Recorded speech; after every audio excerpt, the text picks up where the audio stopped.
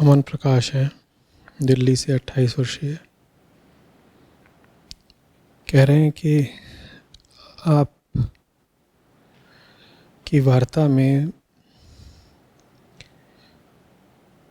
मुक्ति या आज़ादी शब्द बहुत केंद्रीय महत्व रखता है।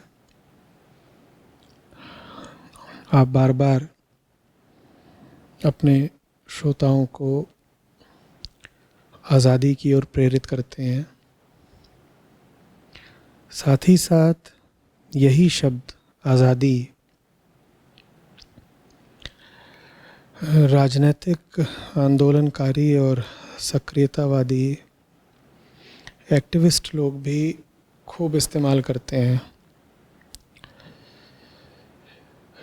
आप जिस अर्थ में आज़ादी की बात करते हैं और राजनीतिक आंदोलनकारी जिस अर्थ में आज़ादी की बात करते हैं, क्या वो एक ही हैं?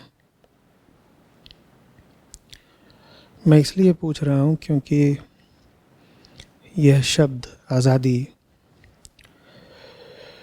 एक नारा बन गया है सड़कों पर और कॉलेजों विश्वविद्यालयों के कैंपसेस में। कृपया प्रकाश डालें। अमन।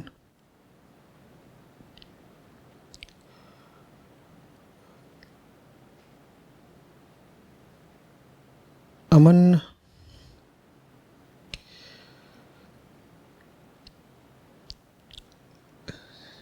जब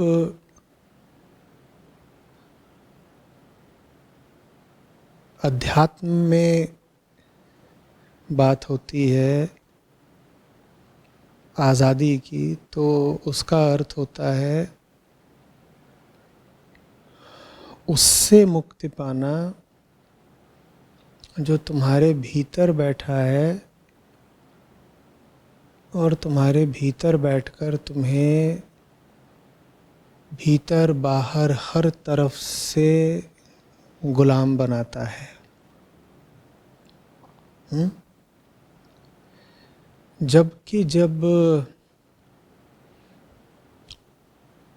राजनीति में या ख़ास तौर पर लिबरल हलकों में, उदारवाद में आज़ादी की बात होती है, तो उसका मतलब होता है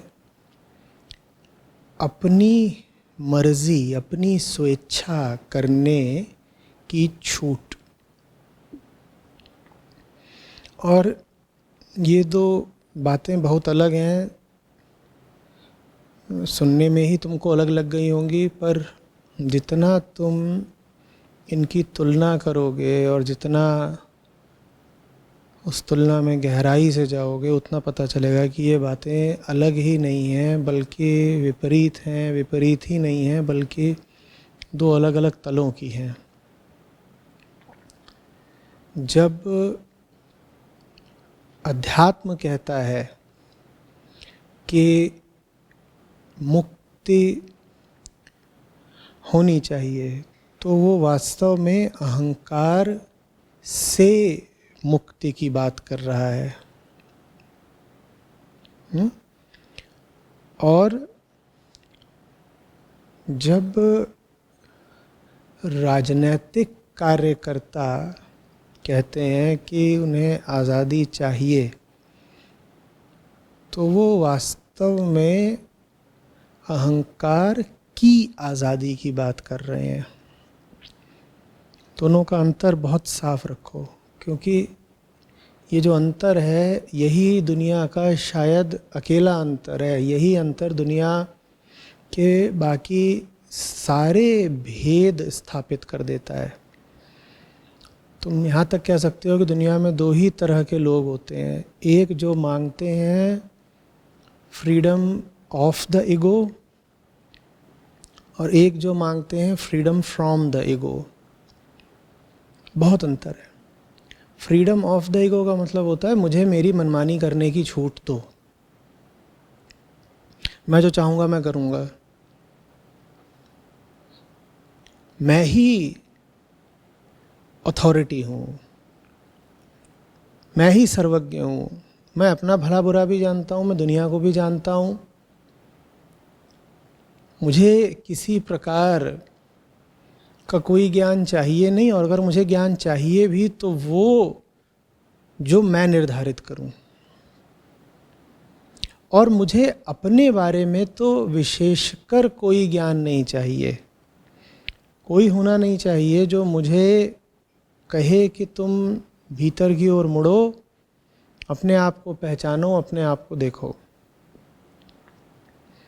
तो ज्ञान अगर मैं लूँगा भी तो दुनिया का लूँगा, बातें अगर मैं करूँगा भी तो दुनिया की करूँगा, अपनी ओर में देखूँगा नहीं, अपनी बात में करूँगा नहीं। मेरे भीतर क्या है उसमें झांकने में मुझे डर लगता है। हाँ, उस भीतरी व्यवस्था से जो आवाज़ें आती हैं मैं उनका अंधा अनुकरण ज़रूर करता हूँ, उनके साथ मैंने नाम जोड़ दिया है मैं का, अपना। मैं कहता हूँ जो भीतर से आवाज़ें सब आ रही हैं वो मेरी आवाज़ें हैं, भीतर से जो इच्छाएं प्रकट हो रही हैं वो मेरी इच्छाएं हैं, और मुझे उन इच्छाओं की पूर्ति चाहिए। ये है फ्रीडम ऑफ द ईगो, अहंकार की आज़ादी। ज़्यादातर जो नारेबाजी होती है आज़ादी के नाम पर वो अहंकार की आज़ादी की ही होती है। मुझे मेरे हिसाब से चलने दो, मत कोई आए मुझसे पूछने कि तुम जैसे जी रहे हो वैसे क्यों जी रहे हो, तुम जो निर्णय कर रहे हो क्यों निर्णय कर रहे हो। मैं अपनी इच्छाओं के अनुसार चलूँगा।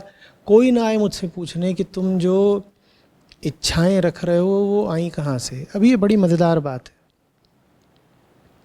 क्योंकि एक तरफ तो ये जो उदारवादी लोग हैं ये इस मत में विश्वास रखते हैं कि इंसान पूरे तरीके से उसके पर्यावरण का और उस पर पड़े प्रभावों का और उसके आसपास की सामाजिक व्यवस्था का निर्माण है, क्योंकि किसी अटल, अचल, अपरिवर्तनीय, अस्पर्श्य सत्य को तो वो मानते नहीं।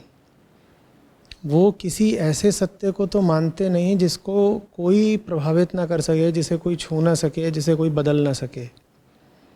जब आप ऐसे किसी सत्य को नहीं मानेंगे तो आपसे कोई पूछेगा आदमी कहाँ से आया, आदमी क्या चीज़ है, तो आप कहेंगे आदमी कुछ अपने जीन्स का, अपनी कोशिकाओं में बैठे जैविक पदार्थ का उत्पाद है, और कुछ वो अपनी शिक्षा का, अपने सामाजिक माहौल का, अपनी परवरिश का, और उसने जो इधर उधर से प्रभाव अपने ऊपर इकट्ठा कर लिए हैं उनका उत्पाद है। अच्छा, तो उनका मानना ये है कि सत्य कुछ है नहीं, ऐसा कुछ है नहीं जो सदा अटूट रहे, सुदूर रहे, मन के पार का हो, जिसे न तो जन्म न मृत्यु स्पर्श कर पाए, समाज की कोई आवाज़ जिस पर कोई असर न छोड़ पाए, ऐसा तो वो मानते नहीं। तो आदमी फिर क्या है, उनके हिसाब से कंडीशनिंग का पुतला है। अच्छा, आदमी कंडीशनिंग का पुतला है तो फिर आदमी की जो सारी इच्छाएं हैं, सारी ख्वाहिशें हैं, वो फिर कहाँ से आई, वो भी उसकी कंडीशनिंग से ही आई। लेकिन वो दोनों बातें कहते हैं। एक तरफ तो कहते हैं आदमी पूरे तरीके से अपने माहौल की निर्मित है, और ये उनका बड़ा केंद्रीय उसूल है। वो कहते हैं कि जैसा माहौल होता है आदमी वैसा बन जाता है। माहौल आदमी का निर्माण करता है, फिर आदमी माहौल का निर्माण करता है, और ऐसे ही समय की गति आगे बढ़ती रहती है। ये उनका मानना है। तो आदमी अगर पूरे तरीके से अपने माहौल का निर्माण कर रहा है तो फिर आदमी के भीतर कोई स्वतंत्र चेतना तो हुई ही नहीं ना। अगर आदमी पूरे तरीके से अपने माहौल की ही पैदाइश है तो फिर उसके भीतर कोई स्वतंत्र चेतना नहीं है ना। आदमी की चेतना क्या है? लिबरल विचारधारा के अनुसार आदमी की चेतना पूरे तरीके से उसके पर्यावरण का उत्पाद है। तो फिर स्वतंत्र चेतना तो कुछ होती ही नहीं है। एक तरफ तो आप कह रहे हैं कि आज़ाद चेतना कुछ है नहीं, दूसरी ओर आप कह रहे हैं कि मेरी आज़ादी में खलल न डालो। एक और तो आप मान रहे हैं कि आदमी पूरे तरीके से गुलाम है, और यहाँ आप सही मान रहे हैं, क्योंकि अहंकार की जहाँ तक बात है वो तो गुलाम ही होता है। अहंकार का अपना कोई स्वतंत्र अस्तित्व तो होता नहीं, तो वो तो होता ही है पूरे तरीके से पराया, पूरे तरीके से झूठा, पूरे तरीके से आयातित, कैसे भी बोल लो। तो उसके पास कोई स्वतंत्रता तो हो ही नहीं सकती। अब वो अहंकार, वो सेल्फ, वो ईगो जो परिभाषा से ही गुलाम है, वो चिल्ला चिल्ला के कह रहा है कि मेरी आज़ादी में कोई विघ्न न डाले, कोई खलल न डाले। तो ये बात हास्यास्पद है ना। वो अहंकार जो एड़ी से लेकर चोटी तक सिर्फ बाहरी प्रभावों का संकलन मात्र है, वो चिल्ला चिल्ला के नारे क्या लगा रहा है? आज़ादी आज़ादी, और मेरी आज़ादी में कोई बाधा ना बने। अरे भाई, बाहर से कोई तुम्हारी आज़ादी को नहीं भी बाधित करेगा तो तुम भीतर से आज़ाद कहाँ हो? भीतर की आज़ादी की बात करता है अध्यात्म। तो मैं जब कहता हूँ आज़ादी, तो मेरा आशय होता है भीतरी आज़ादी, उसको मुक्ति कहते हैं। भीतरी आज़ादी का मतलब होता है कि ये जो मैं बना बैठा हूँ, ये जो मैं अपने आप को मानता हूँ, ये जिन विचारों को मैंने पकड़ लिया है, जो पहचाने मैंने ओढ़ ली हैं, क्या ये वाकई मैं हूँ? क्या ये वाकई मेरी हैं? और अगर ये मेरी नहीं है तो क्या मैं इनसे आज़ाद हो सकता हूँ? ये अध्यात्म की प्रक्रिया है। और इस प्रक्रिया में जो परिणाम निकलता है वो परिणाम होता है स्वतंत्र चेतना। आप अपने आप से ही मुक्त हो जाते हैं, आप आज़ाद हो जाते हैं उससे जो आप आज तक अपने आप को समझते आए लेकिन आप हैं नहीं। आप आज़ाद हो जाते हैं उन सब मुखौटों से, नकाबों से जो आपको पता भी नहीं था कि कब आपके मुंह पर पहना दिए गए थे। और उन सब को उतारने के बाद, उन सब से मुक्ति पाने के बाद जो शेष बचता है उसी को अध्यात्म कहता है अक्षुण्ण सत्य, अविचल सत्य, अकाट्य सत्य, अचिंत्य सत्य। वो चेतना की आखिरी ऊंचाई होती है, वो चेतना की पूर्ण शुद्धि होती है। उसके बाद किसी चीज़ से आप आज़ादी नहीं मांगते, उसके बाद आप आज़ादी की मांग से भी आज़ाद हो गए, उसके बाद आप उससे भी आज़ाद हो गए जो खुद तो गुलाम है लेकिन अपनी गुलामी की ओर देखना ना पड़े इसीलिए ज़ोर ज़ोर से सड़कों पर आज़ादी के नारे लगाता है। बात समझ में आ रही है? बहुत खतरनाक हो जाती है आज़ादी की वो मांग जिसमें अंतर्दृष्टि ना हो, जिसमें व्यक्ति ने अपने आप को गौर से देखा ना हो। अच्छा, एक बात बताइए, बहुत स्थूल उदाहरण लिए लेते हैं। एक शराबी है, ठीक, एक शराबी है, उसमें नशा चढ़ा हुआ है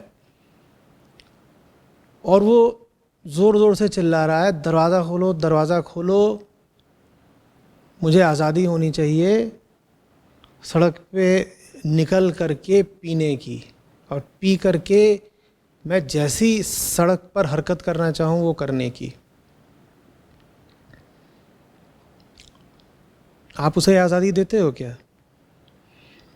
उसकी ये मांग जायज़ भी है क्या? आपने उसे कहीं बंद कर दिया है, वो नशे में है, और बंद करके दरवाजे पर आपने ताला डाल दिया है, ठीक है?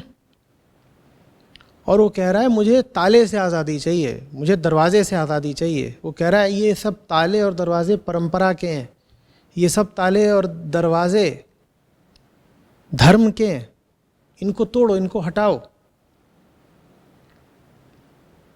आप उसके बाद आ रहे हो, आप कह रहे हो कि ये ताला और दरवाज़ा सिर्फ एक प्रतिबिंब है तुम्हारे भीतर की गुलामी का।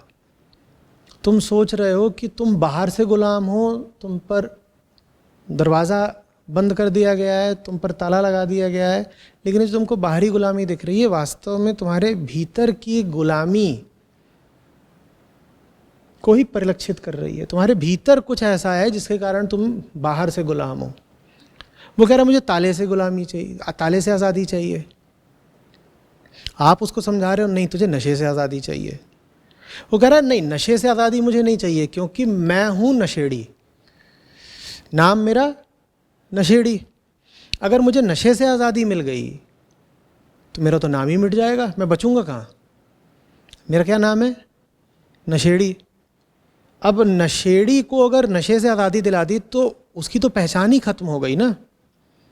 तो कहता है नहीं, मेरी भीतरी गुलामी कायम रहने दो और मैं जो करना चाहता हूँ मुझे करने दो। कोई आए नहीं, कोई रोके नहीं, कोई टोके नहीं, कोई व्यवस्था मैं मानूंगा नहीं, मैं तो अपने मन की करूँगा। और वो बड़े बड़े सब नाम ले रहा है, कभी उदारवाद का नाम ले रहा है, कभी जनतंत्र का नाम ले रहा है, कभी आज़ादी का नाम ले रहा है, कभी समानता की बात कर रहा है। वो ये सब बड़े बड़े शब्द फेंक रहा है, और ये शब्द वाकई आदरणीय शब्द हैं। इन शब्दों में अपने आप में कहीं कोई बुराई नहीं है। समानता, इक्वालिटी, बिल्कुल बहुत सुंदर बात है। और शराबी कह रहा है नहीं देखो सब समान है, प्रकृति में अलग अलग है पर सब समान है। तो जब मैं और तुम समान है तो तुम्हें हक किसने दिया कि मुझे सड़क पर निकलने से रोको? और उसकी बात में देखो कितना दम मालूम पड़ता है, ठीक है। फिर वो इसी तरह कह रहा है, आज़ादी की बात कहता है, एक इंसान होता कौन है दूसरे इंसान पर अपनी इच्छा थोपने वाला। तुम अपने घर में अपनी इच्छा का काम करो, मुझे अपने घर में मेरी इच्छा काम करने दो, मैं अपने घर में पीऊँगा। और ये जो सामने सड़क है ये साझी सड़क है, ना तुम्हारी है ना मेरी है। जितना हक तुम्हारा इस सड़क पे चलने का उतना ही हक मेरा इस सड़क पे चलने का। मैं इस पर चलूँगा, मैं कैसे भी चलूँ, मैं धरना प्रदर्शन करूँगा, मैं कुछ भी करूँगा। मेरा शरीर, मेरी ज़िंदगी, मेरे पैसे, मेरी शराब, और मेरे निर्णय कि मैं पीना चाहता हूँ। उस शराबी की दृष्टि में आज़ादी का ये अर्थ है। अब यहाँ पे ये उदाहरण चीज़ को इतना साफ किए दे रहा है कि आप तुरंत कह देंगे कि हाँ साहब बात सही है। शराबी को निश्चित रूप से ताले से आज़ादी मिलनी चाहिए। किसी को हक नहीं है किसी दूसरे व्यक्ति को ताले में रखने का, लेकिन ताले से उसे आज़ादी बाद में मिले, पहले तो उसे नशे से आज़ादी मिले। दिक्कत ये है कि नशे से आज़ादी उसे चाहिए नहीं, क्योंकि अभी हमने थोड़ी देर पहले कहा नशे से आज़ादी का मतलब होगा अपने आप से आज़ादी, अहंकार से आज़ादी। उसके मैं का नाम क्या है? मैं नशेड़ी हूँ। अहम जुड़ गया है नशे से, नशा हटा नहीं कि अहम गिर जाएगा। और आदमी जीता ही जैसे अपने अहंकार की रक्षा के लिए है। बात समझ में आ रही है? अब थोड़ा गौर से देखिए कि नशे में कौन नहीं है। अभी हम बात कर लेते हैं विचारधारा के नशे की। क्या विचारधारा नशा नहीं होती? जिसको आप उदारवाद कहते हैं, चाहे आप वामपंथियों को ले लीजिए, चाहे आप दक्षिणपंथियों को ले लीजिए, चाहे इस वाद की बात कर लीजिए, चाहे उस वाद की बात कर लीजिए, है तो ये सब विचारवाद ही। और जो विचारवादी हुआ वो वितंडावादी भी हो ही जाएगा। नशा नहीं है क्या विचारधारा? और जो नशे में होता है वो कभी अपनी स्थिति को नाजायज नहीं ठहराता। 100 में से कोई एक होता होगा जो शायद ईमानदारी से कह दे कि साहब मेरी हालत ठीक नहीं है और इस वक्त मैं कोई भी निर्णय लूँगा तो गलत ही लूँगा, जब तक मेरा नशा ना उतर जाए मेरी किसी बात को मानिएगा मत। ऐसा ईमानदार शराबी तो कोई एक आध ही होता होगा 100 में। बाकी तो जो शराबी होता है, जो एक बार उस पर नशा चढ़ा नहीं, वो और ज़्यादा हठी हो जाता है कि नहीं मेरी ही मानो, मेरी ही करो, मुझे आज़ादी दो, मेरे हिसाब से ही चलना है मुझको। समझ में आ रही बात? राजनीतिक कार्यकर्ता जब आज़ादी आज़ादी चिल्लाते हैं तो वो अक्सर उस शराबी जैसी ही हरकत कर रहे हैं, बिना ये देखे कि तुम्हारे मन के भीतर कितनी ज़बरदस्त गुलामी बैठी हुई है नशा बन के, इधर की विचारधारा की, उधर की विचारधारा की। तुम शोर मचा रहे हो आज़ादी का। पहले समझो तो कि तुम्हें गुलाम बनाने वाली ताकत मूलतः है कौन सी। इसमें कोई शक नहीं कि हमसे बाहर की भी बहुत ताकतें होती हैं जो हमें दबा के रखना चाहती हैं, जो हमारे ऊपर वर्चस्व रखना चाहती हैं। लेकिन अगर तुम गौर करोगे और थोड़ा सा उनकी भी सुनोगे जिन्होंने जीवन के बारे में 2-4 बातें तुम्हें बताई हैं, तो तुम्हें पता चलेगा कि मूलतः तुमको दबाने वाली जो ताकत है वो तुम्हारे भीतर ही बैठी हुई है। हम अपने सबसे बड़े दुश्मन आप हैं। बस एक यही बात है जो राजनीतिक आंदोलनकारी कभी कहते नहीं कि किसी भी तरह की गुलामी वास्तव में सर्वप्रथम आंतरिक होती है, और जब वो आंतरिक गुलामी मिटने लगती है तो उसके बाद बाहरी गुलामी या तो महत्वहीन हो जाती है या मिट जाती है। जो भीतरी तौर पर गुलाम नहीं रहा उसे बाहरी तौर पर गुलाम बनाना बड़ा मुश्किल हो जाएगा। कुछ देर के लिए बना भी लो तो वो टिकेगा नहीं ऐसे माहौल में जहाँ बाहरी ताकतें उस पर दिन रात कब्जे की कोशिश करती हों। और अगर तुम पाओ कि वो ऐसे माहौल में टिका हुआ है तो इसका मतलब है कि उसे उन बाहरी ताकतों से कोई फ़र्क पड़ता नहीं है। बाहर के लोग अपनी व्यवस्था चला रहे हैं, अपने नियम कायदे चला रहे हैं, पर ये आदमी भीतर से आज़ाद है। उन सब नियम कायदों को और व्यवस्थाओं को ये 2 कौड़ी का नहीं समझता। इस पर उनका कोई असर ही नहीं पड़ रहा, इतना भी इस पर असर नहीं पड़ रहा कि ये उन व्यवस्थाओं का विरोध करने निकल पड़े। तो ये हाल होते हैं उस आदमी के जो भीतर से आज़ाद होता है। देखो, बाहर से तुम्हें गुलाम बनाया जाए इसके लिए या तो तुम्हारे पास लालच होना चाहिए, या डर होना चाहिए, या अज्ञान होना चाहिए। नहीं तो कोई तुम्हें गुलाम बना कैसे लेगा, बताओ? बोलो। लालच दिखा के तुम्हें गुलाम बनाया जाता है, तुम्हें डरा के तुम्हें गुलाम बनाया जाता है, या तुम्हारे अज्ञान का इस्तेमाल करके तुम्हें गुलाम बनाया जाता है। और ये तीनों ही कहाँ बसते हैं? तुमसे बाहर कहीं। लालच हो, डर हो या अज्ञान हो, ये बसते कहाँ हैं? भीतर बसते हैं ना। जब ये भीतर बसते हैं तो तुम्हारी गुलामी का मूल कारण कहाँ है? बाहर की भीतर? भीतर है ना। तो अध्यात्म उस भीतरी कारण को मिटाने की बात करता है जिसके कारण सब बाहरी गुलामियाँ आती हैं। और उस भीतरी कारण को मिटाया नहीं और बाहर खूब शोर मचाया, धरना प्रदर्शन करा, आज़ादी आज़ादी, तो ये बात हास्यास्पद है। ये सब करके शोरगुल कर लोगे, लेकिन उस शोरगुल की बात बहुत दूर तक जाएगी नहीं। ऐसे शोरगुल रोज़ होते हैं, हर जगह होते हैं, हर घर में होते हैं, उनसे कुछ बात बनती नहीं है। समझ में आ रही है बात? अध्यात्म जिस मुक्ति की बात करता है वो धरने प्रदर्शन वाले आज़ादी के नारों से बहुत ही अलग चीज है। हाँ, शब्द भले ही एक हो, मैं भी कई बार कह देता हूँ आज़ादी, पर जब मैं कहता हूँ आज़ादी, अभी तीसरी चौथी बार दोहरा कह रहा हूँ, तो मैं कह रहा होता हूँ अहंकार से आज़ादी।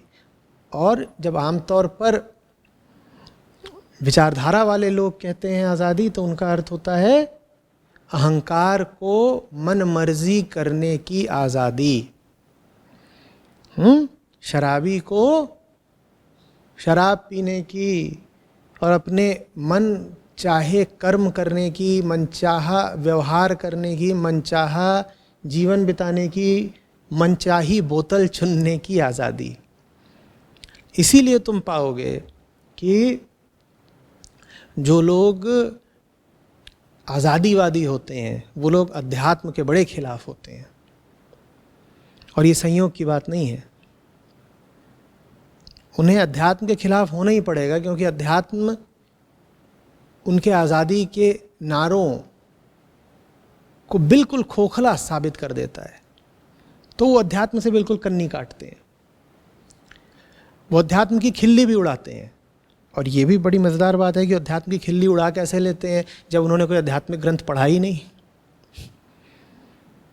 लोग आते हैं और धर्म की और अध्यात्म की खिल्ली उड़ाते हैं, उनसे पूछो तुम जिस चीज़ का मजाक उड़ा रहे हो, तुम्हें उसके बारे में जानकारी कितनी है? तो जानकारी कुछ नहीं है, पर मजाक बनाना है।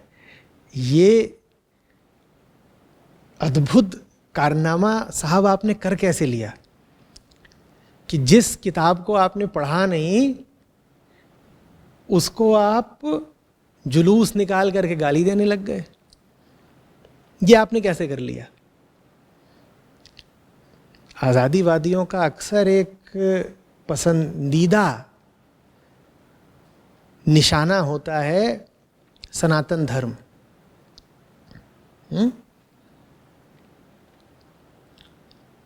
उसकी खिल्ली उड़ाने में, उसको नीचा साबित करने में, उसको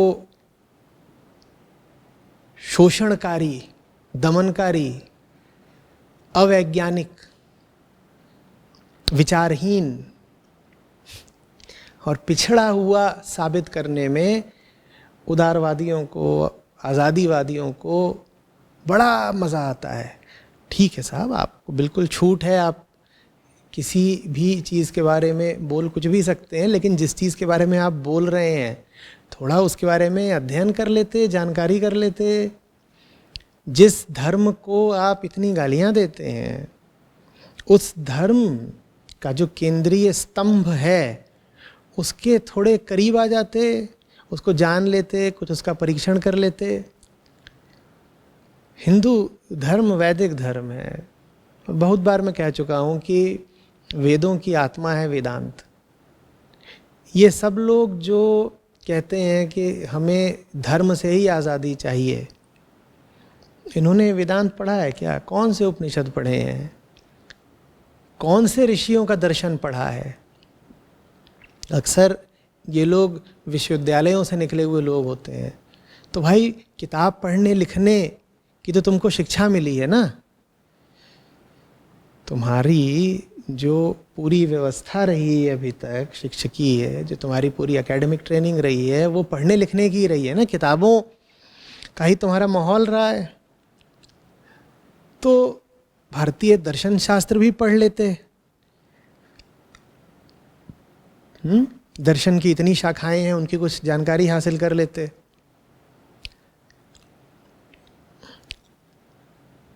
वैदिक दर्शन के अलावा नास्तिक शाखाएं भी हैं, उनको भी पढ़ लेते।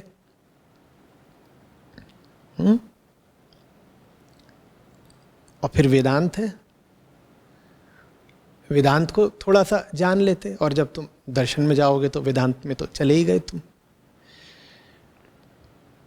पढ़ लो, जान लो, उसके बाद कोई वाजिब आक्षेप हो तो करो। बिना जाने बिना समझे, जिस चीज़ से वास्ता नहीं, जिस चीज़ का बचपन से लेके अभी तक कभी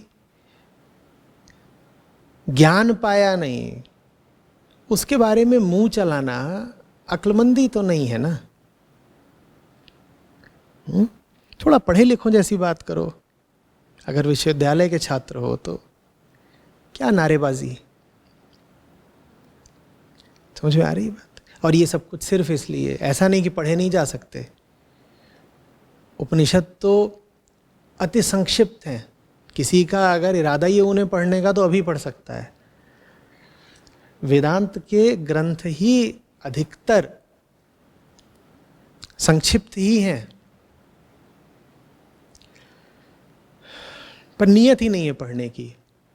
नियत इसलिए नहीं है पढ़ने की क्योंकि अगर पढ़ लिया तो उसके बाद उस तरह की बहकी बहकी बातें कर नहीं पाएंगे जो अभी करते हैं।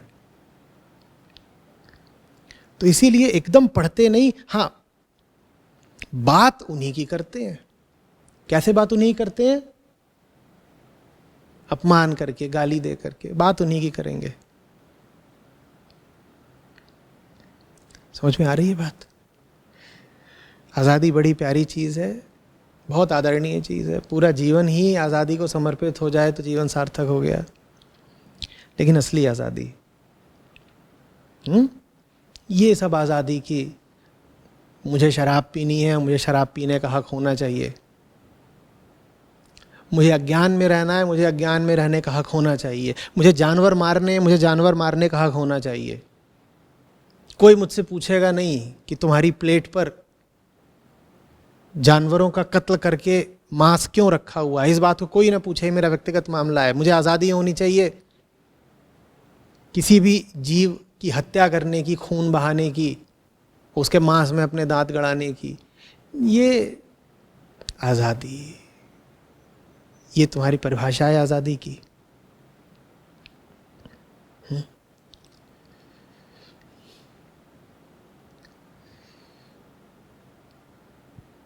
असली आज़ादी की तरफ बढ़ो। असली आज़ादी अध्यात्म में है।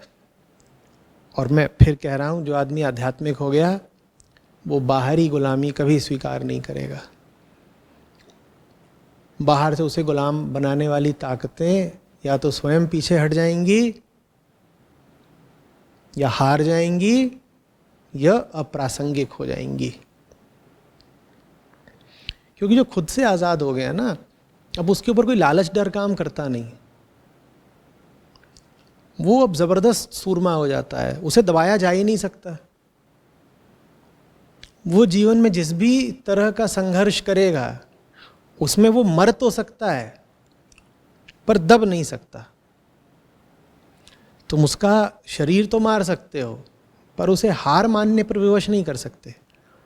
अब ऐसा आदमी बताओ कैसे गुलाम रहेगा बाहर से? तो बाहरी आज़ादी भी जिनको प्यारी हो वो आंतरिक रूप से आज़ाद होने पर ध्यान दें, फिर बाहरी आज़ादी अपने आप पीछे पीछे आ जाएगी छाया की तरह।